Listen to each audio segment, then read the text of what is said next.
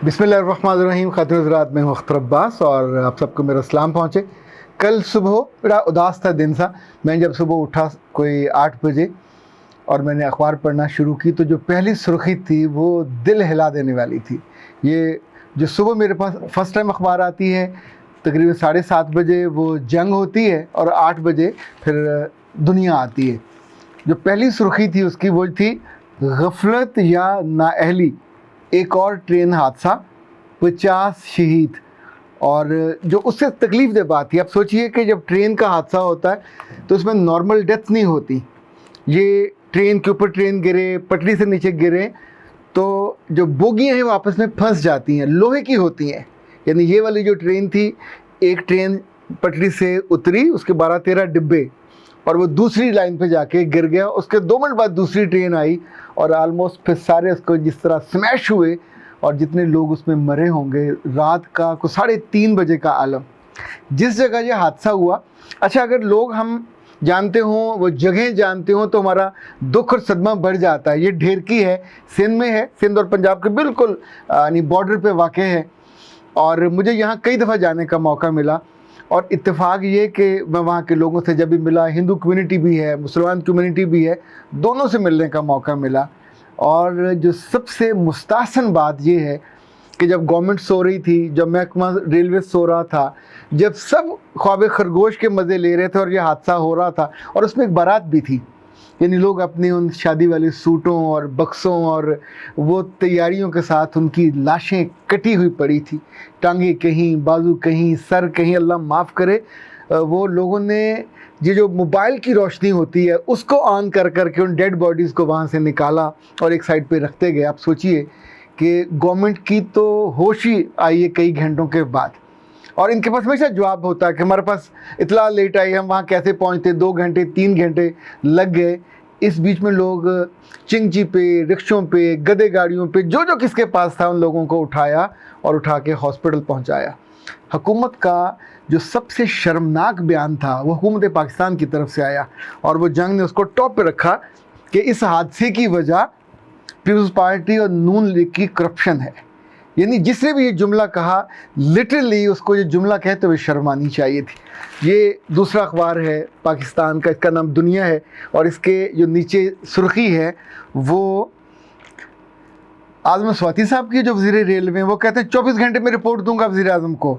और एक साहब है जिनका नाम फवाद चौधरी है और ये भी वज़ीर हैं, वो कहते हैं कि रेलवे को बर्बाद करने वाले आज हमें दर्स दे रहे हैं। किस चीज़ का दर्स दे रहे हैं? कि अब हादसे ना करें। इस एक साल में 100 हादसे हुए और इसमें इस वाले हादसे में पहले दिन 55 लोग थे, अभी 65 हो गए और 100 से ज़्यादा ज़ख्मी हैं जो शायद उम्र भर चल भी नहीं सकेंगे। रेलवे का हादसा आम हादसों जैसा नहीं होता, ये लोहे का हादसा होता है, रफ्तार का हादसा होता है और इसके बीच में कुछ नहीं बचता। लेकिन खातिन हज़रात, इस सारे हादसे में और दुख में जो वाहिद खैर की ख़बर ये है कि अगले रोज़ मैंने तस्वीर देखी, बहावलपुर के रेलवे स्टेशन पे एक साहब हैं और उनके दोस्त हैं, बेशुमार लोग लाइनों में देगें पक रही हैं और खाने डिब्बे में पैक हो रहे हैं। ये सोचिए कि जब ये सारा हुआ तो तब तक हादसे को 12 घंटे गुजर चुके थे, 30 घंटे तक ट्रैक बंद रहे। समर सड़क गाड़ियाँ खड़ी थी, सादकाबाद खड़ी थी, जहाँ जहाँ गाड़ियाँ रुक गई वहाँ ना पानी होता है ना खाना होता। कभी आपको रेलवे में सफ़र का मौका मिले तो स्वाय एसी के डब्बों में पानी कहीं नहीं होता, ना बाथरूम में पानी होता, ना पीने का पानी होता है।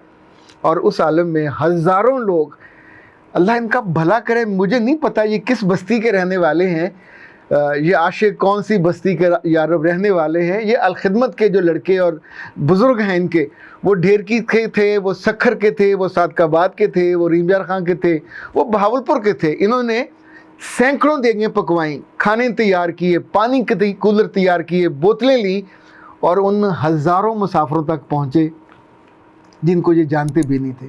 खातिन हज़रात, ये कभी उनसे दोबारा मिलेंगे भी नहीं, ये कभी उनसे वोट भी नहीं मांगेंगे, ये कभी उनसे किसी और तरह का कोई चैरिटी भी नहीं मांगेंगे। ये वो लोग हैं جو صرف اپنے رب کو راضی کرنے کے لیے ان انجان لوگوں کے لیے ہمیشہ پہنچ جاتے ہیں جہاں کوئی اور نہیں پہنچتا. کہیں سیلاب آیا ہوا ہو, کہیں طوفان آیا ہوا ہو, کہیں کوئی حادثہ آیا ہو, وہ جو کراچی میں گرا تھا جہاز, یا کہیں جب یہ زلزلہ آتا ہے, اللہ جانے یہ الخدمت والے, اور یہ سارے یا ملازم ہوتے ہیں یا بزنس مین ہوتے ہیں یا اسٹوڈنٹ ہوتے ہیں, اس لمحے یہ آپس میں ان کی چین آف کمانڈ ایسے جڑ جاتی ہے. مجھے ان کے رہنماؤں کے ساتھ سفر کرنے کا موقع ملا. ان کے جو سربراہ ہیں ان کا نام محمد عبدالشکور ہے. اس وقت مرحل عمر میں وہ کافی زیادہ ہوں گے, پر ہمت میں اور جذبے میں اور کمٹمنٹ میں ایسے لاجواب آدمی. مجھے ان کے ساتھ کئی ملکوں میں جانے کا اتفاق ہوا, اور ہر جگہ میں نے ان کو ایسا شاندار انسان پایا کہ جس کے ساتھ بیٹھتے ہوئے, مجھے یاد ہے میرے پاس استنبول میں ٹھہرنے کا وقت تھا, پر میں نے صرف عبدالشکور صاحب کے ساتھ سفر کرنے کی خاطر استنبول میں رکا نہیں, اور میں ساتھ ان کے واپس پاکستان آ گیا. یہ اتنی اچھی کمپنی تھی. ان کا عمر کا مسئلہ ہو, ان کی بیماری کا مسئلہ ہو, ان کے ساتھیوں کے کوئی مسائل کا معاملہ ہو, پر جس لمحے انہوں نے خدمت کرنی ہوتی ہے, یہ خدمت نہیں کرتے, یہ الخدمت کرتے ہیں. یعنی الخدمت یہ سپرلیٹو ڈگری ہے. ان سب کو سلام کرنے کو جی چاہتا ہے, ان سب کو ان کے ہاتھوں کو بوسہ دینے کو جی چاہتا ہے. انہوں نے جا کے ان زخمی بچوں کو, عورتوں کو, ان کے سامان کو وہاں سے ریسکیو بھی کیا, جن کی لاشوں کو ان کے ٹکڑے ٹکڑے ہوئے تھے. آپ سوچئے, ان کے گھروں کے پتے ڈھونڈے ان کے سامان میں سے, پھر ان کے کفن کا انتظام کیا, پھر ان کے ڈیڈ باڈیز کو سنبھالنے کا انتظام کیا, اور ان 100 سے زیادہ جو زخمی لوگ تھے وہ, اور جو 65 بیچاری ڈیڈ. گورنمنٹ کے پاس تو اول تو کوئی چیز ہی نہیں ہوتی, اگر ہو بھی تو ایک ٹیڈی پیسے ان کے پاس نہیں ہوتا اسے وقت خرچ کرنے کو. کسی کو پانی نہیں پلا سکتے, اور پلانے کا موڈ بھی ہو تو پھر ان کے پاس 100 رکاوٹیں ہوتی ہیں, کس سے اجازت لیں, کون سی بوتل لیں کا, تب تک بندہ بھوک پیاسے مر جائے. اور وہ اپنے دفتروں سے نہیں نکلتے. بہت ہوا تو وہ کہیں ٹرین پہ بیٹھ کے وہاں پہنچے ہوں گے, ٹرین دور کھڑی کی ہوگی, وہاں سے ہولے ہولے رینگتے وہاں پہنچے ہوں گے, اور جہاں ایسے ٹانگ پہ ٹانگ رکھے اور ہاتھ پہ ہاتھ رکھ کے کھڑے ہو گئے.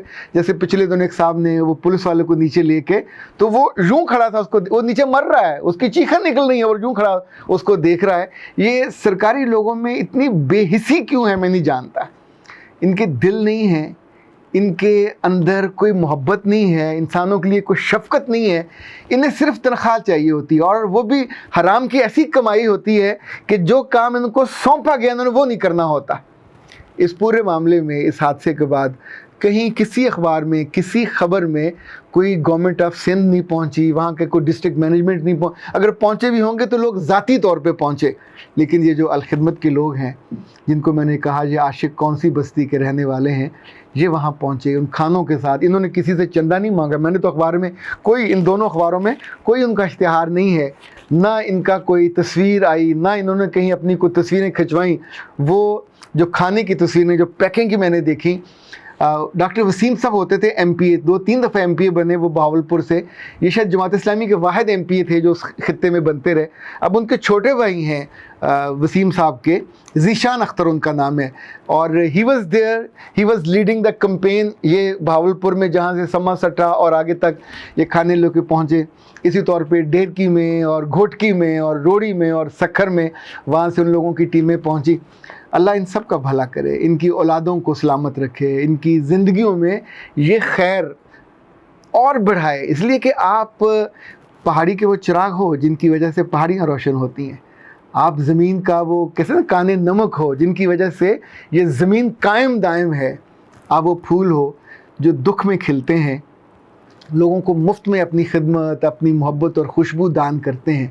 بہت ممکن ہے بہت سے لوگ آپ کو دیکھ کر آپ کی چیریٹی کے, اور یہ سارے کے سارے والنٹیئرز ہوتے ہیں, یہ سارے اللہ کی راہ میں لوگوں کی خدمت کر کے اللہ کے ہاں اپنے اکاؤنٹ میں خدمت, محبت اور پیسے جمع کراتے ہیں. پلے سے پیسے خرچ کرتے ہیں, لوگوں سے مانگتے نہیں ہیں, پھر بھی لوگ ان کو چیریٹی میں دیں اور ان کے ساتھ مدد کریں تو ظاہر ہے وہ جمع ہوتے رہتے ہیں. اور اگلے مرحلے میں یہ وہ شاندار لوگ ہیں, غزہ میں پوری دنیا میں کوئی نہیں پہنچے, اور عبدالشکور صاحب اور ان کی ٹیم کے لوگ غزہ پہنچے, اور پہلے 2-3 دنوں میں کوئی 6 کروڑ روپے کی چیزیں اور سامان وہاں, میں نے ان کی ویڈیوز دیکھی جو وہاں بانٹ رہے تھے الخدمت کا سامان, اور میں نے لوگوں کی دعائیں سنی کہ جو وہ پاکستان کو دے رہے تھے, اہل پاکستان کو دے رہے تھے. فقہ میں ایک اصطلاح استعمال ہوتی ہے, اسے کہتے ہیں فرض کفایہ.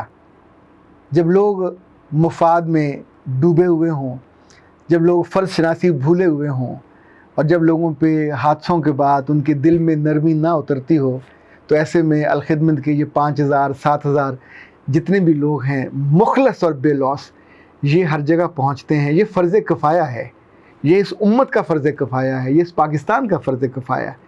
میرے بس میں ہو تو میں لوگوں سے کہوں کہ اپنے بیٹوں کو اور اپنی بیٹیوں کو ان کے ساتھ شامل کیا کریں۔ جب حالات اچھے ہوں، جب زندگی نارمل ہو، وہ اس محبت کو سیکھیں، وہ اس سنسیریٹی کو سیکھیں، وہ اللہ کی راہ میں خدمت کے جذبے کو سیکھیں کہ جب کوئی آپ کو مفاد نہ ہو، پلے سے کھانا ہو، پلے سے پینا ہو اور پلے سے لوگوں پہ لگانا ہو، یا پھر وہ لوگ جو اس نیکی کے کام کو اچھا سمجھتے ہوں۔ میرا خیال ہے پچھلے سال لوگوں نے 8-9 ارب روپے کی چیریٹی ان تک پہنچائی کہ یہ ہماری امانتیں ہیں، آپ مجبور لوگوں تک پہنچائیں، آپ یتیم اور اورفن بچوں تک پہنچائیں۔ اور ایسے حادثوں میں جو لوگ حادثوں کا شکار ہوتے ہیں، پورے ملک میں ان کی ایمبولینسز کی پوری سروس ہے، ہاسپٹلز ہیں، سکولز ہیں، اور میرا خیال میں نے ان کے ڈائگنوسٹک سینٹرز بھی دیکھے ہیں۔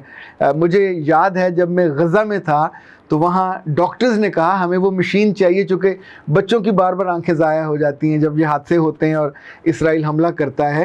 تو اس وقت میرے ساتھ ڈاکٹر انتظار بٹ صاحب تھے اور انہوں نے پاکستان فون کیا، تب الخدمت کے سربراہ ڈاکٹر حفیظ الرحمان صاحب تھے۔ یہ جو محمد عبدالشکور صاحب ہیں، یہ 2 ٹرم یعنی 4 سال 2 دفعہ یہ ہو چکا اس خدمت کو کرتے ہوئے۔ اس سے پہلے ڈاکٹر حفیظ صاحب تھے جو پشاور میڈیکل کالج میں پڑھاتے ہیں، تو ان کو فون کیا غزہ سے، تو انہوں نے پوچھا وہ مشین کتنے کی آتی ہے، تو مجھے یاد ہے ڈاکٹر انتظار بٹ صاحب نے کہا کہ 28 لاکھ کی۔ تو انہوں نے کہا ٹھیک ہے بندہ بھیج دیں غزہ سے، صبح قاہرہ اور فلاں سٹور پہ چلا جائے، وہاں پیسے پہنچ جائیں گے۔ یعنی اٹ ہیپنڈ، اگلے روز غزہ سے ایک نوجوان وہاں پہنچا قاہرہ اور اس سٹور پہ گیا، وہاں پیسے پاکستان سے 28 لاکھ روپیہ پہنچ چکا تھا جو انہوں نے وہاں سے وہ مشین خریدی۔ ظاہر ہے جب تک اس مشین سے لوگوں کی، غزہ کے بچوں کی اور بڑوں کی آنکھیں ٹھیک ہوتی رہیں گی، الخدمت کو اور پاکستان کو دعائیں ملتی رہیں گی۔ یہ جو حادثے ہیں یہ غفلت ہے یا نااہلی؟ مجھے لگتا ہے دونوں چیزیں ہیں۔ اس میں غفلت بھی ہے، جن کے ذمہ ہوتا ہے اس کی ذمہ داری نہیں لیتے، اور نااہلی یہ کہ نااہل لوگ کسی نہ کسی وجہ سے، سفارشوں سے، پروموشنوں سے، کسی نہ کسی وجہ سے وہاں آ کے بیٹھ جاتے ہیں اور ان حادثوں کا باعث بنتے ہیں۔ باراتیں برباد ہو جاتی ہیں، لوگوں کی زندگیاں، ان کے خواب تباہ ہو جاتے ہیں، جسم ٹکڑے ٹکڑے ہو جاتے ہیں، وہاں سے ان کے وجودوں کو پورا کرنے کے لیے لاشوں کو اٹھانا پڑتا ہے، پر ان کے آنکھوں میں نہ تو آنسو آتے ہیں، نہ ان کا ضمیر جاگتا ہے۔ پر ایسے میں جاگتے ہیں تو وہ جن کو سلام کرنے کو جی چاہتا ہے۔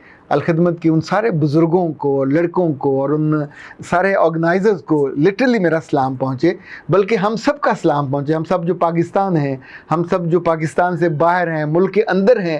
آپ ہماری امید ہو، آپ ہمارا فخر ہو، آپ ہمارا غرور ہو۔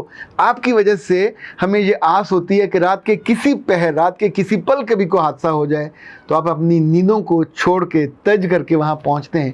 مجھے یاد ہے کئی سال پہلے جو ڈھیرکی کے ایس ایچ او تھے، انہوں نے ایک چیریٹی ڈنر میں اپنی، ان کی تنخواہ 50,000 تھی، 25,000 روپے الخدمت کو دیا۔ I was hosting that program. تو پھر انہوں نے کہا کہ رات کو جب سب لوگ سو جاتے ہیں اور جی ٹی روڈ پہ کوئی حادثہ ہوتا ہے، یا تو میں وہاں پہنچتا ہوں یا پھر الخدمت کے یہ سادہ سے لوگ کہ جن کا کوئی نام بھی نہیں جانتا ہوتا، وہ وہاں پہنچتے ہیں، زخمیوں کو اٹھاتے ہیں، ڈیڈ باڈیز کو اٹھاتے ہیں اور ان کے گھروں کو پہنچاتے ہیں اور ان سے ڈھیروں دعائیں لیتے ہیں۔ یہ جو گواہیاں ہیں یہ زندگی میں بھی ان کے کام آئیں گی اور زندگی کے بعد اس زندگی میں بھی ان کے کام آئیں گی۔ اختر عباس کو اجازت دیجیے۔ السلام علیکم۔